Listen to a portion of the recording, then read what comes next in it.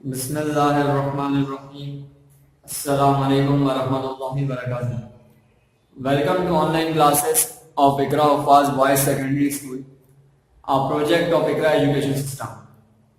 Class 7 में lecture number 18 है आज हमारा। एक्सरसाइज नंबर 8.11 जो कि यूनिट 8 की हमारी लास्ट एक्सरसाइज है, स्टार्ट करने जाते हैं। और यहाँ भी हमें 8.11 में भी फैक्टराइजेशन ही करनी है अलजेब्रिक एक्सप्रेशन की। 8.11 में हमारे पास जो एक्सरसाइज है ये 2 पार्ट्स में डिवाइड है। फर्स्ट पार्ट में भी फैक्टराइजेशन करनी है और सेकंड पार्ट में भी हमें फैक्टराइजेशन ही करनी है। लेकिन फर्स्ट पार्ट में जो 10 क्वेश्चंस हैं वहां पर फैक्टराइजेशन का जो फर्स्ट स्टेप मैंने आपको बताया था कि कॉमन किस तरीके से लेते हैं किसी भी अलजेब्रिक एक्सप्रेशन में, उसको डिस्कस करेंगे। और यहाँ पर जो कॉमन लेना है, यहाँ पर हमारे पास जो एक्सप्रेशन है उसमें टोटल नंबर ऑफ टर्म्स कितनी है, 4 है। देखिए यहाँ पर फैक्टराइजेशन का फर्स्ट पार्ट है, यहाँ पर कितनी टर्म्स है, 1 2 3 4। जब हमने फर्स्ट टाइम फैक्टराइजेशन स्टार्ट करी थी वहां पर हमने जब कॉमन लेना सीखा था तो हम कहते थे सब में से कॉमन चेक कर लो, लेकिन सब में कोई एक वैल्यू कॉमन होगी उसको कॉमन हम फाइंड कर लेते हैं। अब यहाँ पर ऐसा नहीं है, यहाँ पर हमें 2 टर्म्स में से अलग कॉमन निकालना है और 2 टर्म्स में से अलग कॉमन निकालना है। लेकिन यहाँ पर किस तरीके से, फर्स्ट स्टेप में मैंने क्या करा, सॉल्यूशन लिखने के बाद जो क्वेश्चन था उसको एज इट इज लिख दिया, ठीक है। अब हम क्या करेंगे, इन 2 टर्म्स में से फर्स्ट 2 टर्म में से देखिए क्या कॉमन है। एक तो आपको 5 नजर आ रहा होगा कोएफिशिएंट, यहाँ भी 5 है, यहाँ भी 5 है, यहाँ पर 2x है, यहाँ पर 1x है, तो इसका मतलब कम से कम एक x भी निकाला जा सकता है दोनों में से। तो इसका मतलब 5 कॉमन है और एक x कॉमन है।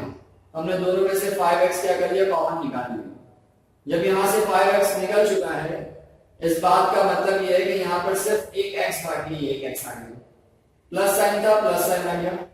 अब यहाँ पर 5x भी था, वो 5x पूरा आपने कॉमन निकाल दिया। जब कंप्लीट वैल्यू कॉमन निकल जाती है तो वहां पर क्या बचता है, हमारे पास 1 बचता है, ठीक है। ये आ गया 1। अब हम चेक भी कर सकते हैं, 5x को मल्टीप्लाई करें तो सेम वैल्यू बनी चाहिए ऊपर वाली। 5x को x से मल्टीप्लाई करें 5x स्क्वायर आएगा, प्लस साइन था प्लस साइन आएगा, 5x 1 से मल्टीप्लाई होगा 5x आ जाएगा, ठीक है, कॉमन सही है हमारा।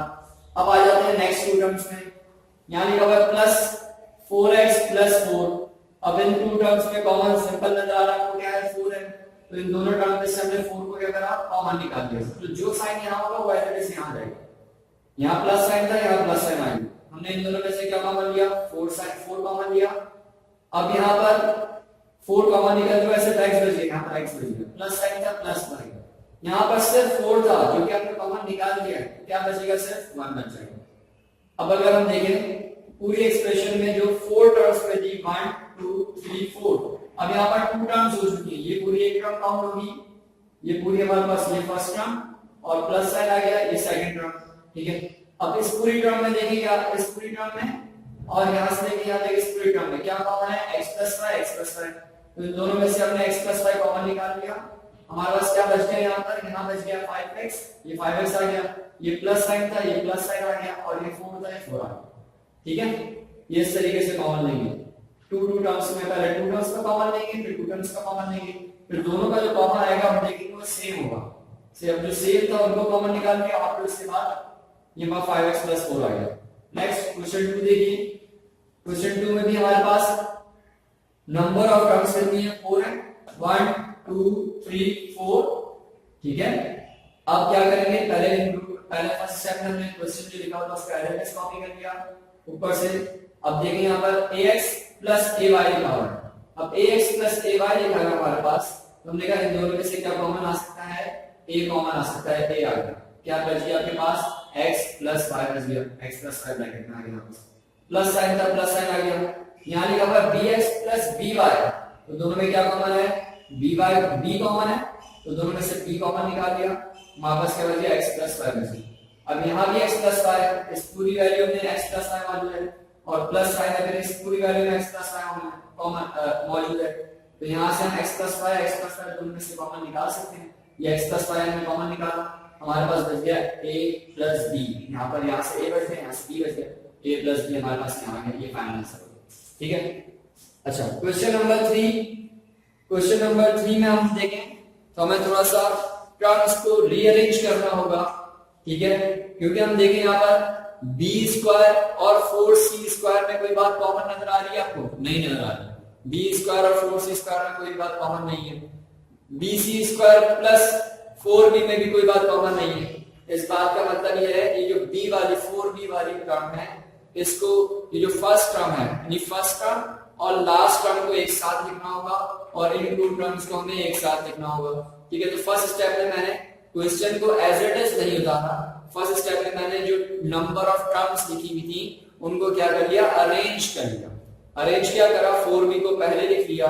ठीक है, b square as it is लिखा हुआ है, इस 4b को लिखा प्लस का साइन, जो भी वैल्यू उठाएंगे जो भी टर्म उठाएंगे उसको साइन के साथ उठाएंगे। ठीक है, तो ये 4b हमारे पास आ गया पहले, उसके बाद ये मैंने bc स्क्वायर प्लस का लिख दिया और फिर प्लस का 4c स्क्वायर लिख दिया। ठीक है, अब देखें जरा इन दोनों में कॉमन आपको नजर आ रहा है, b स्क्वायर और 4b लिखा हुआ है, यहाँ पर b स्क्वायर लिखा हुआ है और यहाँ पर 4b लिखा हुआ है, तो इसमें से क्या कॉमन आएगा, b कॉमन आएगा, तो b आपने कॉमन निकाल लिया।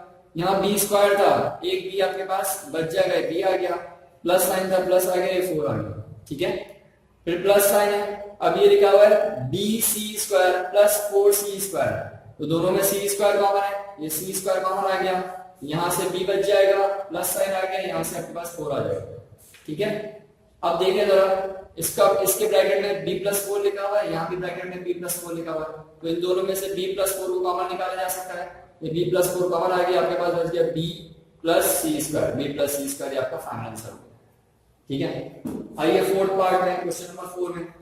क्वेश्चन नंबर 4 में हमसे कहा जा रहा है, जो एक्सप्रेशन में गिवन है p square minus 6pq minus pq plus pq square plus 6q square. ठीक है, अब यहाँ देखें इन दोनों में से आप p निकाल सकते हो, इन दोनों में से अगर देखो तो q निकल सकता है। ठीक है, इसका मतलब अरेंज करने की जरूरत नहीं है, हम ऐसे ही कॉमन निकाल लेंगे। हमने फर्स्ट स्टेप में जो क्वेश्चन था उसको एज इट इज कॉपी कर दिया। नेक्स्ट स्टेप में यहाँ p स्क्वायर है, यहाँ पर एक p है। ठीक है, इन दोनों में से एक p कॉमन निकाला जा सकता है, एक p मैंने कॉमन निकाल लिया, यहाँ 2 थे, एक p बच गया, माइनस साइन आ गया, 6 आ गया, p निकल चुका है यहाँ से और q आ गया, ये आ गया p प्लस 6q। यहाँ पर देखिए अब माइनस साइन आ गया। ठीक है, और माइनस साइन आता है तो आपको मालूम है ब्रैकेट का साइन क्या होता है, चेंज हो जाता है ना। सही, तो अभी तक हमने जो सवाल करे सब में क्या आ रहा था, पीछे प्लस साइन आ रहा था, देखिए अब यहाँ आ गया माइनस साइन। जो मैंने कहा जो साइन यहाँ पर होगा आपने एज इट इज वो साइन यहाँ पर रखना है, जैसे माइनस साइन था तो हमने माइनस साइन रख दिया। हमने देखा pq है या q स्क्वायर 6q स्क्वायर है, दोनों में से हमने q को कॉमन भी निकाल लिया, से यहाँ पर सिर्फ p बच गया। अब ये प्लस साइन नहीं रहेगा, अब ये क्या हो जाएगा, माइनस हो जाएगा, क्योंकि बाहर इसके माइनस साइन आ चुका है। क्योंकि जब माइनस से ब्रैकेट ओपन होता है तो साइन चेंज हो जाते हैं, और माइनस की वजह से ब्रैकेट बनता है तब भी साइन क्या हो जाते हैं, चेंज हो जाते हैं। ठीक है, हमने अभी तक आज तक ये पढ़ा था कि भाई माइनस से ब्रैकेट खोलेगा तो साइन चेंज हो जाएगी। अब ये भी बात समझने, माइनस के साइन से ब्रैकेट बनेगा भी, अगर ब्रैकेट बनाने जा रहे हैं आप तब भी साइन क्या हो जाएंगे, चेंज हो जाएंगे। प्लस साइन का क्या हो गया, माइनस साइन हो गया। ठीक, तो हमने इन दोनों में से क्या निकाल लिया, q निकाल लिया, यहाँ पर p बच गया, ये प्लस साइन माइनस साइन हो गया क्योंकि यहाँ बाहर माइनस साइन है। अब ये आ जाएगा 6q। ठीक है, 2 q थे, एक q आपने निकाल लिया, 6q बच गया। अब यहाँ देखिए p minus 6q, p minus 6q। अब इन दोनों में से यानी इस पूरी टर्म में से और इस पूरी टर्म में से कॉमन क्या है आपके पास, p plus 6q, p plus 6q दोनों में कॉमन है, p प्लस 6q को लिख दिया, यहाँ से p बच गया माइनस यहाँ से q बच गया। ठीक है, ये हमारा फाइनल आंसर है। अब यहाँ देखिए क्वेश्चन नंबर 8 में, क्वेश्चन नंबर 8 में बिल्कुल सिंपल इसी तरीके से करना है। फर्स्ट टू टर्म में से कॉमन लेंगे, फिर नेक्स्ट टू टर्म में से कॉमन लेंगे। फर्स्ट टू टर्म में अगर हम देखें तो 2y स्क्वायर लिखा हुआ है, उसके बाद 10y लिखा हुआ है, यहाँ देखें यहाँ भी y है, यहाँ भी y है। इसके साथ अगर कोफिशिएंट्स को भी देखें, इसके यहाँ पर 2 है, यहाँ पर 10 है, और 10 जो है वो 2 का मल्टीपल है, और 2 भी 2 का मल्टीपल है। इसका मतलब ये दोनों 2 के टेबल में आते हैं, तो हम यहाँ पर कोफिशिएंट्स को भी कॉमन लेंगे और वेरिएबल्स को भी कॉमन लिया जा सकता है। तो फर्स्ट स्टेप है तो हमने जो क्वेश्चन लिखा हुआ था उसको एज इट इज लिख दिया। ठीक है, अब यहाँ पर 2y स्क्वायर है, यहाँ पर 10y स्क्वायर है, तो दोनों में से एक तो 2 कॉमन आ सकता है, यहाँ पर y स्क्वायर है, यहाँ पर y है, y भी आ सकता है। ठीक है, यहाँ पर आएंगे तो 2 आप कॉमन निकाल चुके हो, 2 y थे, 1 y बच गया, माइनस साइन था, माइनस साइन आ गया। यहाँ 10 है, 2 के डेरिवेटिव क्योंकि हमने 2 कॉमन निकाला है, तो 2 के डेरिवेटिव में 10 का पाता है 5 से 5 आ जाएगा। यहाँ पर 1 y था, 1 y आप कॉमन निकाल चुके हो, तो y माइनस 5 आ गया।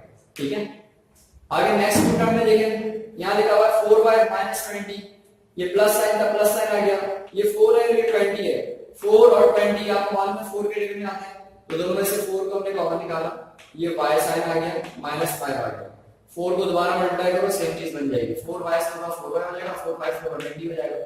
ठीक है, तो अब हमारे पास देखें तो y प्लस 5 दो साइड पे, यानी इस पूरी टर्म में और इस पूरी टर्म में क्या कॉमन है हमारे पास, y प्लस 5 कॉमन है, तो y प्लस 5 को एक पर दबा लिख लिया और मैं लिखा 2y प्लस 4 लिख दिया।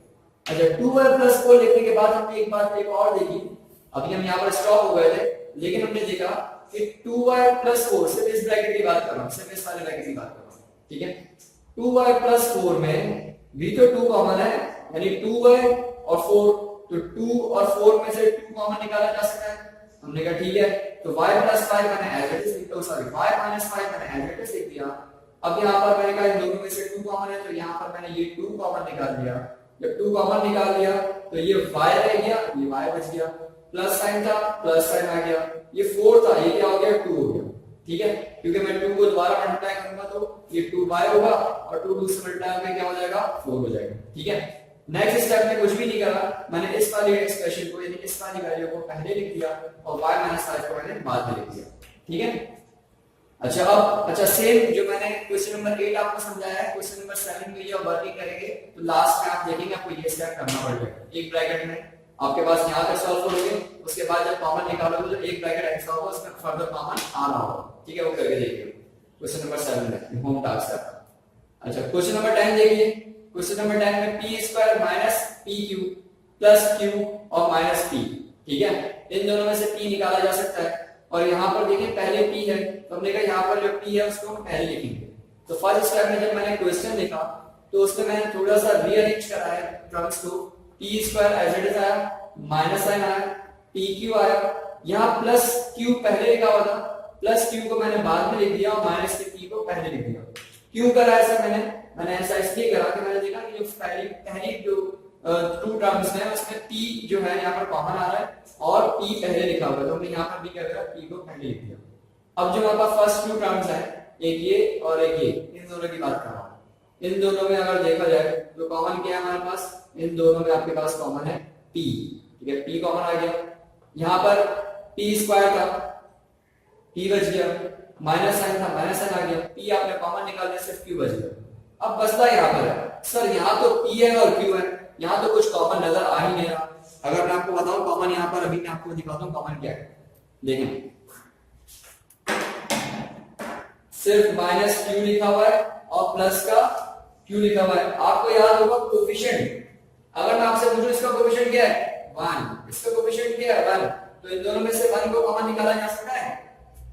ठीक है, समझ आई बात। तो अगर वेरिएबल के साथ कोई नंबर नजर नहीं आ रहा, इसका मतलब कोफिशिएंट क्या है वहां पर 1 है।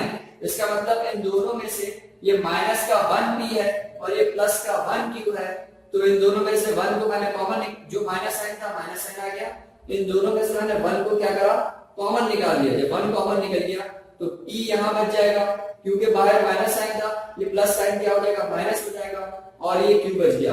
अब देखो p माइनस q, दोनों में से p माइनस q कॉमन है तो p माइनस q आ गया और ये बच गया p माइनस 1। ठीक है, अच्छा 8.11 अभी हमारी कंटिन्यू है। फर्स्ट पार्ट में मैंने यहाँ पर बोर्ड पर 6 पार्ट्स आपको क्या करनी है सॉल्व करनी है आपके सामने, बाकी 4 पार्ट्स आपके होम टास्क है 5, 6, 7, 9, ये आप घर में करेंगे, ये पार्ट भी घर में करेंगे। अच्छा खैर, बाकी इसमें इंशाल्लाह जो सेकंड पार्ट है फैक्टराइजेशन का हमारा, वो मैं इंशाल्लाह नेक्स्ट लेक्चर में आपको बताऊंगा। ठीक है, इस तरह हमारी 8.11 कंप्लीट हो जाएगी और यूनिट 8 भी हमारा तकरीबन कंप्लीट हो जाएगा। फिर देखेंगे इसमें रिव्यू अगर हमारा है तो रिव्यू को करेंगे, नहीं तो हम यूनिट नंबर 9 स्टार्ट कर देंगे।